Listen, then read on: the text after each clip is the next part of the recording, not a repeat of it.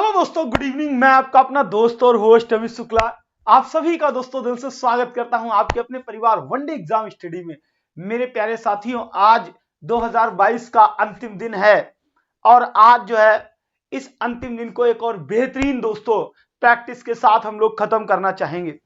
तो परसों मैंने आपको फार्मूले लिखाए थे और उन फार्मूलों में मैंने कल आपको कुछ क्वेश्चन कराए थे, ठीक है ना। और आज उसी ट्रायंगल से रिलेटेड, त्रिभुज से रिलेटेड आज और दोस्तों कुछ प्रश्नों पे हम लोग डिस्कशन करने वाले हैं। तो आइए दोस्तों देखते हैं क्या लिखा है। पहला क्वेश्चन क्या कहता है आज की सीरीज का, कह रहा है एक समकोण त्रिभुज में एक दूसरे के लंबवत। जैसे ही दोस्तों उसने वर्ड यूज किया कि एक दूसरे के लंबवत, तो आपके दिमाग में एक कहानी तो सेट हो गई कि सबसे पहले ये बताओ इस लंबवत वर्ड का मीनिंग क्या होता है। एक ये साइड रही होगी, ठीक है ना, इसको ऐसे कर लो, ऐसे कर लो, ठीक है ना। एक ये दोस्तों साइड रही होगी और एक जो है आपकी ये साइड रही होगी, इसको कहते हैं लंबवत। लंबवत का मतलब जब दो लाइनों के बीच में 90 डिग्री का एंगल बन जाए वह दोस्तों क्या कहलाता है, एक दूसरे के लंबवत। इतनी बात तो क्लियर है। अब अगर मैं इसको ऐसे जोड़ लूं तो ये क्या बन गया दोस्तों, यह एक समकोण त्रिभुज बन गया। डन है। क्या कह रहा है, इसकी भुजाएं जो है एक दूसरे के लंबवत 15 सेंटीमीटर हुआ 8 सेंटीमीटर हैं। एक इनमें से दोस्तों कोई 8 सेंटीमीटर है और एक इनमें से कोई 15 सेंटीमीटर है। अब आप बताओ समकोण त्रिभुज है, क्या मैंने आपको समकोण त्रिभुज की परसों भुजाएं लिखाई? हाँ लिखाई। क्या क्या लिखाई थी दोस्तों, याद कर लो। 3 4 5 लिखाई थी, 6 8 10 लिखाई थी, 5 12 13 लिखाई थी, ठीक है ना। 5 12 13 होता है, 7 24 25 होता है, 8 15 17 होता है, 9 40 41 होता है, 11 60 61 होता है, 12 35 37 होता है, 16 63 65 होता है, 20 21 29 होता है। क्लियर है? इतनी बातें बिल्कुल 100% श्योर हो दोस्तों। यहां पर देखो एक भुजा 8 दी, एक भुजा 15 दी, तो दोस्तों कौन वाला लग जाएगा भैया, जरा बता देना कौन वाला दोस्तों लग जाएगा। 8 15 17 क्या हो जाएगा, 8 15 17। बोलो बात क्लियर है। ये समकोण त्रिभुज की भुजाएं, सबसे बड़ी भुजा 17 है तो सबसे बड़ा दोस्तों कर्ण होगा, ये 17 हो गया। आपसे उसने पूछा क्या, इसका परिमाप क्या होगा दोस्तों। परिमाप शब्द से क्या अर्थ होता है, सम ऑफ ऑल साइड्स, ठीक है ना। एक बच्चा लिख रहा था कि सर आपने एक बार तो पढ़ाया था, जब पिछली बार पढ़ाया था कि a/2√3 अंतःवृत्त की त्रिज्या, और आज आपने लिख दिया भुजा बटे 2√3। बेटा वो जो ए वर्ड होता है वो भुजा को ही डिनोट करता है, रियल वर्ड होता है भुजा, हम लोग उसको ए से डिनोट करते हैं इसलिए ऐसा लिखा जाता है, ठीक है ना। दोनों चीजें सेम है। परिमाप किसे कहते हैं, परिमाप दोस्तों, परिमाप क्या होता है, सम ऑफ ऑल साइड से सभी भुजाओं का योग। आइए जोड़ लेते हैं, ठीक है। 15 15 30, 2 32 और 8 कितना हो गया दोस्तों, 40 सेंटीमीटर। अगर आप इन्हीं सभी को जोड़ लोगे तो कितना आ जाएगा, 40 सेंटीमीटर। सी वाले सभी सही। अगर आप में से किसी भी व्यक्ति को किसी भी प्रकार का कोई भी डाउट है तो प्लीज जल्दी बताइए। क्लियर है? चलिए अगले क्वेश्चन पे फिर एक बार बात करते हैं। कह रहा किसी त्रिभुज का क्षेत्रफल 1176 वर्ग सेंटीमीटर है यदि आधार और संबंधित ऊंचाई, जैसे ही दोस्तों उसने वर्ड यूज किया क्या कि आधार और संबंधित ऊंचाई, तो मैंने आपसे एक बात सिखाई थी कि त्रिभुज कैसा भी हो कोई फर्क नहीं पड़ता, अगर उसमें दो चीजें हैं, आधार है और उस पर खड़ी ऐसे ऊंचाई है 90 डिग्री के एंगल पे, ठीक है ना, तो वह क्या हो जाएगा, समकोण हो जाएगा। अब यहां इसने अनुपात भी दे दिया, क्या है कि 3:4, तो 3 4 5 यही तो होता है दोस्तों समकोण में। क्या होता है मेरे भाई, क्या होता है, 3 4 5। बोलो बात क्लियर है। एक भुजा कोई 3x होगी, एक भुजा कोई 4x होगी, तो तीसरी अपने आप 5x हो जाएगी। अब कह रहा त्रिभुज की ऊंचाई ये पूछी है, ठीक है ना, आधार और संबंधित ऊंचाई। आधार दोस्तों पहले उसने दिया है 3 और ऊंचाई उसने बाद में वर्ड यूज किया है 4x। ऊंचाई पूछी है 4x की वैल्यू। हम कैसे लगाएंगे, सबसे पहले हमें कहीं ना कहीं इनको रियल वैल्यू से कोरिलेट करना पड़ेगा। क्षेत्रफल की अगर मैं बात करूं, यहां पे क्षेत्रफल उसने दे रखा है, कितना दे रखा है दोस्तों, 1176। कितना दे रखा है, 1176। आप ये तो रियल वाला है, आप बताओ कि यहां पर क्षेत्रफल निकालने का तरीका क्या होता है। तो दोस्तों जो तरीका होता है क्या होता है, आधार गुणे ऊंचाई बटे 2। क्या होता है, आधार 3x गुणे ऊंचाई 4x बटे में दोस्तों कितना 2, 2 से इधर कर लो, 2 दूनी 4 होता है, 2x आ गया, 3 दूनी 6 एक्स स्क्वायर बराबर ही तो 1176 होता है। कितना होता है 6x स्क्वायर बराबर ही तो 1176 होता है। तो दोस्तों एक x की वैल्यू कितनी हो जाएगी, 6 से भाग दे लो, 6 एकम 6 होता है, कितना बच गया 5 बच गया, 57 हो गया, 6 नेम 54 हो गया, 3 बच गया 36 हो गया, 6 36 हो गया, यानी कि एक्स स्क्वायर का वैल्यू दोस्तों कितना आ गया 196। किसी संख्या का वर्ग किया तो 196 किसका वर्ग है दोस्तों, 14 का वर्ग है। किसका वर्ग है, 14 का वर्ग है, यानी कि x का वैल्यू कितना आ गया 14 आ गया, x का वैल्यू कितना आ गया 14 आ गया, ठीक है ना। आपको क्या चाहिए, ऊंचाई चाहिए दोस्तों, हाइट चाहिए, हाइट कितनी है 4x है। अगर x बराबर 14 है तो क्या हो जाएगा 4x बराबर 14 गुणे 4 यानी कि 14 चौको 56। क्या आपको इतनी बात समझ में आई? अगर आपको इस बात में कोई भी डाउट है तो बताइए, ठीक है। आंसर दोस्तों कितना आ जाएगा, ए पार्ट। तो सारी चीजें कठिन नहीं होती, सारी चीजें सरल नहीं होती, आप इत्मीनान से पढ़िए, समय मत खराब कीजिए, एक एक सेकंड को सही जो है रूप में उसको फ्लो में लाइए, ठीक है ना, तो चीजें समझ में आएंगी। डन है, चलिए अगले क्वेश्चन पे आ जाइए। कह रहा है एक त्रिभुज की भुजाओं का अनुपात 3:4 है। जैसे उसने किसी त्रिभुज की भुजाओं का अनुपात 3:4 बताया, आपके दिमाग में कहानी सेट हो जानी चाहिए कि भैया 3 4 5 किस में होता है, समकोण त्रिभुज में होता है। तो दोस्तों तुरंत ही कहानी आपके दिमाग में सेट होनी चाहिए कि ये श्योर है कि ये क्या है 3 4 5 के अनुपात में, ठीक है ना। कोई एक भुजा 3x होगी, कोई एक भुजा 3x होगी, कोई एक भुजा दोस्तों क्या होगी 4x होगी। कह रहा त्रिभुज का क्षेत्रफल कितना है 72 वर्ग यूनिट। अब मेरे मित्रों जरा ध्यान देना, फोकस करना, 72 वर्ग यूनिट, इस त्रिभुज का क्षेत्रफल कैसे निकलता है?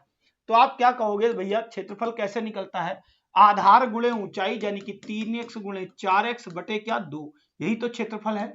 इसके बराबर में दोस्तों कितना है 72। हल करो भैया, 2 दूनी 4 यानी कि 3 दूनी 6x स्क्वायर बराबर कितना है 72 है। तो x स्क्वायर बराबर भाग दे दो दोस्तों, क्या आ जाएगा 12। अब तुम कह दोगे सर जी x तो 12 तो किसी का स्क्वायर नहीं होता, कोई बात नहीं, फैक्टर करो, पेयर निकालो, क्या हो जाएगा 2 दूनी 4 तिया 12, x बराबर अंडर रूट 2 दूनी 4 तिया 12। तो ये क्या हो जाएगा 2 बाहर आ जाएगा और अंडर रूट 3, यही तो x की वैल्यू हो गई। अब यहां पे देखो जब x की वैल्यू आ गई, तुमको क्या चाहिए, तो उस समबाहु त्रिभुज का क्षेत्रफल क्या होगा जिसका परिमाप पिछले त्रिभुज के परिमाप के बराबर है, यानी कि इसके परिमाप के बराबर। पहले आपको इसका परिमाप पता करना पड़ेगा, यह भुजा 3 है, ये 4 है, तो यह दोस्तों कितनी हो जाएगी 5x। तो अगर मैं परिमाप की बात करूं, मेरे बच्चे किसकी बात करूं, परिमाप की बात करूं, तो परिमाप कितना हो जाएगा जरा जोड़ लो, 3 4 7 5 12, ठीक है ना, 5 3 8 4 12x। अब ध्यान दो एक x में बेटा कितना है 2√3, कितना है 2√3, तो 12x में कितना हो जाएगा 12 का गुणा करा दो, तो दोस्तों कितना हो जाएगा 24√3, यही तो परिमाप है। अब जरा गौर करना है, इसका परिमाप और समबाहु त्रिभुज का परिमाप दोनों बराबर है। दोस्तों इसका परिमाप और समबाहु त्रिभुज का परिमाप दोनों कैसे हैं, दोनों बराबर है। ध्यान देना, ये जो एक समबाहु त्रिभुज है, समबाहु मतलब इसकी क्या तीनों भुजाएं कैसी बराबर, इसकी तीनों भुजाओं का योग भी कितना है 24√3। अब जब तीनों भुजाओं का योग बराबर है तो हमें सबसे पहले एक भुजा निकालनी होगी। तो दोस्तों तीन भुजाएं हैं 24√3, तो एक भुजा कितनी होगी, 3 से दे दो भाग, 3 8 24 8√3, कितनी हो जाएगी बेटा 8√3। क्या इतनी बात क्लियर है? अब अगर यह 8√3 है तो बेटा समबाहु, किसका समबाहु त्रिभुज का क्षेत्रफल क्या हो जाएगा, क्या होता है भुजा सॉरी √3/4 √3/4 गुणे भुजा स्क्वायर या ए स्क्वायर, दोनों बातें ए हैं, दोनों बातें एक ही हैं। ए जो है भुजा को डिनोट करता है। ऐसा एक बच्चा पूछ रहा था, बहुत छोटी बात है बच्चे, ठीक है, बहुत बेसिक सी बात है, बड़ा इनोसेंट सा आपका क्वेश्चन है। तो यहां पे क्या करोगे √3/4 गुणे 8√3 गुणे 8√3, क्लियर है? हल करो यार, 4 दूनी 8 होता है, √3 गुणे √3 3 बन गया, 3 दूनी 6 8 48 अंडर रूट 3। दोस्तों आंसर कितना आ गया, आंसर आ गया बी पार्ट। क्लियर है। तो अगर आप में से कोई भी ऐसा विद्यार्थी है जिसको ये कहानी नहीं समझ में आई तो बताए। बेटा कम समय में ज्यादा करा पाए, बेहतर करा पाए, चीजों को आपके दिमाग का विकास कर पाए, हमने दो क्वेश्चन एक साथ जोड़ दिए। एक तो ये यहां तक समकोण त्रिभुज वाला था, आपने उसको हल करके भुजा निकाल ली, परिमाप निकाल लिया, एक तो वो क्वेश्चन हो गया। उसी परिमाप को इसमें लगा के एक और समबाहु त्रिभुज का क्वेश्चन भी उसी के साथ सिखा दिया। क्लियर है। चलिए, तो उम्मीद है सारी की सारी बात आप तक पहुंची होगी, आपको समझ में आई होगी। डन है। चलिए नोट करते रहिए भैया, नोट करते रहिए। आइए अगले क्वेश्चन पे फिर एक बार बात करते हैं। कह रहा है एक वर्ग और एक समबाहु त्रिभुज का परिमाप एक समान है। जरा बात को सुनना और समझना, क्या कह रहा है। एक कोई वर्ग है, एक कोई वर्ग है, वर्ग मतलब जिसकी चारों भुजाएं बराबर हों, और एक दोस्तों कोई समबाहु त्रिभुज है। क्लियर है। एक क्या है, एक कोई समबाहु त्रिभुज है, और वो क्या कह रहा है, इनके परिमाप एक समान है। यदि वर्ग का विकर्ण, वर्ग का विकर्ण, विकर्ण दोस्तों किसे कहते हैं, विकर्ण, यहां से ये भुजा, ये क्या कहलाती है दोस्तों, विकर्ण कहलाती है। दो सम्मुख शीर्षों को मिलाने वाली भुजा विकर्ण कहलाती है। डन है। इसका विकर्ण दोस्तों कितना है, 12√2। अब यहां पे ये चीज तो अभी मैंने आपको पढ़ाई नहीं, तो चलो यहां बता देता हूं, फिर आगे पढ़ाऊंगा भी। अगर कभी भी अगर आपको वर्ग का विकर्ण निकालने को आ जाए तो विकर्ण का फार्मूला क्या होता है, जो भुजा होगी उसमें √2 का गुणा होगा। अब दोस्तों भुजा में √2 का गुणा किया तभी तो 12√2 आया, तो इसका मतलब इसकी भुजा कितनी रही होगी, ए कितनी रही होगी, इसमें √2 का वापस भाग दे दो। ये देखो भुजा में जब √2 का गुणा करोगे तो विकर्ण आएगा। आपने अगर 12 में √2 का गुणा किया तो 12√2 आ गया। क्लियर है। अब वो क्या कह रहा है, इन दोनों के परिमाप एक समान है। अगर इसकी एक भुजा 12 है तो इसका P फॉर परिमाप 12 12 12 12 12 चौको कितना 48। तो अगर इसका परिमाप 48 है तो मित्रों इसका परिमाप भी कितना होना चाहिए, 48 ही होना चाहिए। अब इसमें कितनी भुजाएं हैं, 3, तो 3 जगह बांट लो। तो दोस्तों एक भुजा कितनी आ गई, एक भुजा कितनी आ गई, 16 आ गई। क्लियर है। आपको क्या निकालना है, त्रिभुज का क्षेत्रफल निकालना है। अगर दोस्तों समबाहु त्रिभुज की भुजा दी हो, समबाहु त्रिभुज की भुजा दी हो, ठीक है ना, कितनी दी है, यहाँ पे 16 दी है, उसका आधा करो, स्क्वायर करो, √3 चिपका दो। क्लियर है। आधा कर लो 8, 8 का स्क्वायर दोस्तों 64, √3 चिपका दो। यही बात अभी हमने पिछले क्वेश्चन में फार्मूले के माध्यम से सिखाई थी। √3/4 गुणे भुजा स्क्वायर, 16 गुणे 16, 4 चको 16, 16 चको कितना हो जाएगा दोस्तों 64 √3, कितना हो जाएगा 4 चको 16, ठीक है, कितना हो जाएगा 64 √3। कोई डाउट है आपको, फटाफट इस बात को नोट कीजिए। तो क्वेश्चन बहुत आसान है, यहाँ वर्ग और समबाहु त्रिभुज को कोरिलेट करके हमने समझाने की कोशिश की। चीजें आसान है, बस आपको धैर्य पूर्वक रुक के समझना है। ठीक है ना दोस्तों, क्या करना है, धैर्य पूर्वक रुक के समझना है।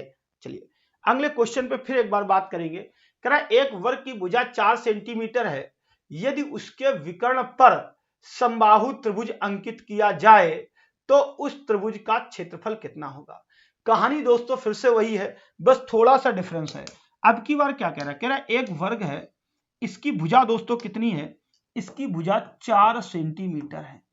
अब इसके जो विकर्ण पर एक समबाहु त्रिभुज अंकित किया जाए, ठीक है ना, मेरी बात को सुन लेना और समझ लेना। इसके विकर्ण पर, ठीक है ना, क्या किया जाए, कोई एक समबाहु त्रिभुज अंकित किया जाए, और उसका जो प्रारूप होगा वो कुछ कैसा होगा, यहां पे जरा ध्यान दो, ऐसे ये है, ये समबाहु त्रिभुज ही है, ठीक है ना, और ये कुछ ऐसे इसको सेट करते हैं।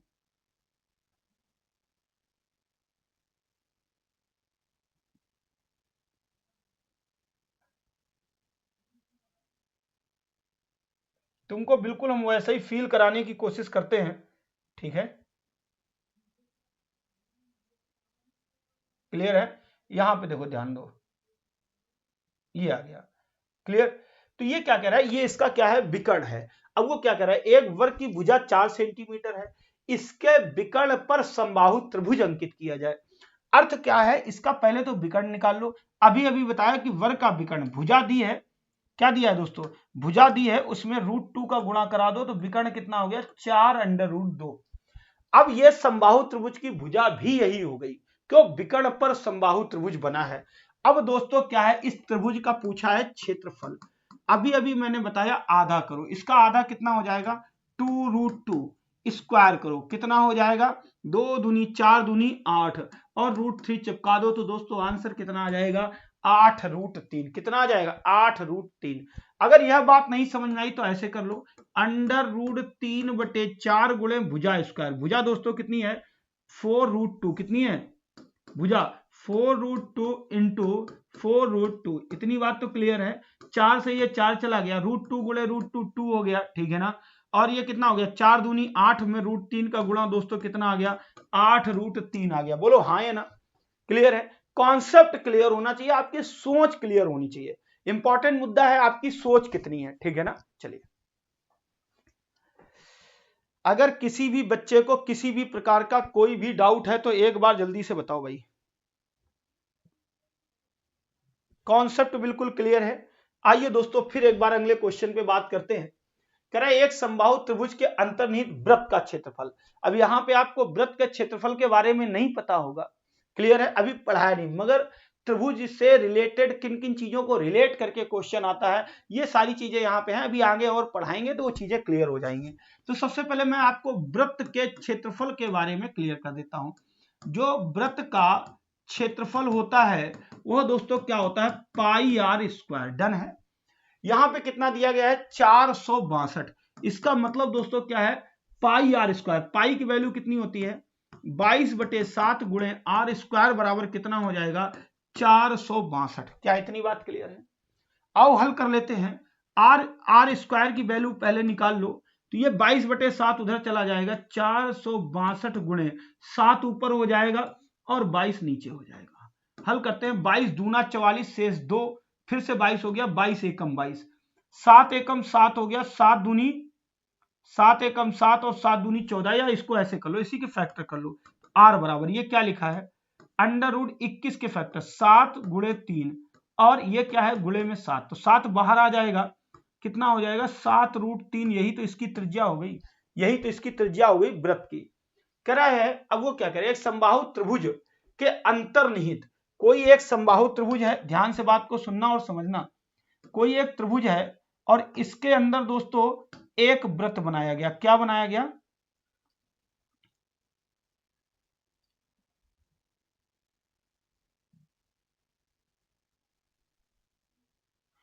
इसके अंदर एक वृत्त बनाया गया, ठीक है ना, अंतर्निहित। तो जब अंतर्निहित इसके अंदर वृत्त है, अगर मैं इसकी त्रिज्या की बात करूं तो कुछ ऐसी होगी, यहां तक ये अंतःवृत्त की त्रिज्या कुछ ऐसी होगी।